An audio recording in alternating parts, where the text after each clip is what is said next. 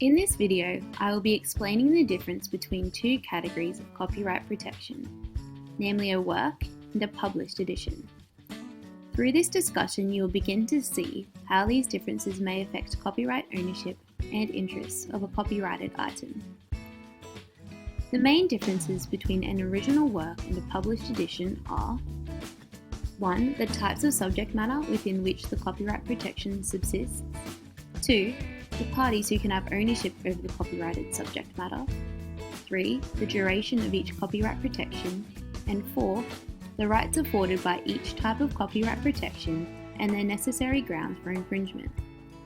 So firstly, we will discuss subsistence. According to Section 32 of the Copyright Act, copyright subsists in an original work where the subject matter of the work is literary, dramatic, musical, or artistic. However, when it comes to a published edition, Section 92 of the Copyright Act simply states that copyright subsists in a published edition of a literary, dramatic, musical, or artistic work.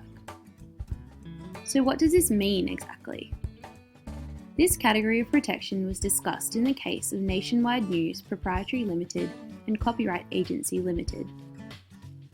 The federal court in this case stated that published edition copyright protects the presentation embodied in the edition. They also went on to say that this included typographical layout, juxtaposition of text and photographs, and the use of headlines. So therefore, a book publisher who re-releases a new edition of Shakespeare's Romeo and Juliet will have copyright protection in the way the new edition is presented, even though the copyright protection in the actual content of the play has long since expired. Now we will move on to ownership. Section 35, subsection 2 of the Copyright Act states that the author of an original work is the owner of any copyright subsisting in that work. However, there are exceptions to this general rule, which include situations where works are produced in the course of employment and where artwork has been commissioned. Copyright in original works may also be excluded or modified by agreement, and this is called an assignment. A real-life example of this is where a recording artist transfers copyright in their scored music to their recording company under the terms of their contract.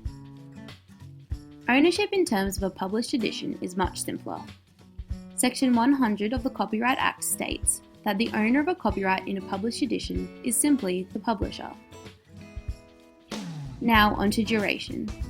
The duration of each protection differs, with copyright in original works lasting the life of the author plus 70 years, whereas published edition copyright lasts 25 years from the date of publication. Lastly, we'll explore the difference in the rights afforded by each category of copyright and their grounds for infringement. Under Section 31, subsection 1 of the Copyright Act, the owner of an original work has the exclusive right to reproduce the work in material form, to publish the work, to perform the work in public, to communicate the work to the public, and to make an adaptation of the work. When it comes to the basis for infringement of an original work, this occurs when any of the exclusive rights are exercised by someone other than the owner. Published edition copyright, on the other hand, involves quite restricted rights, in that the owner is only allowed to make a facsimile copy of the edition.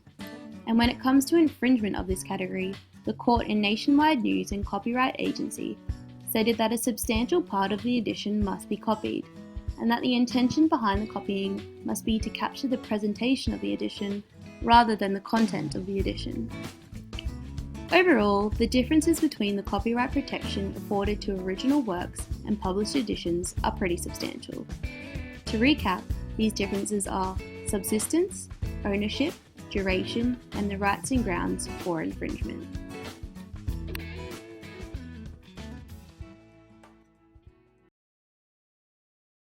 Created using Powtoon.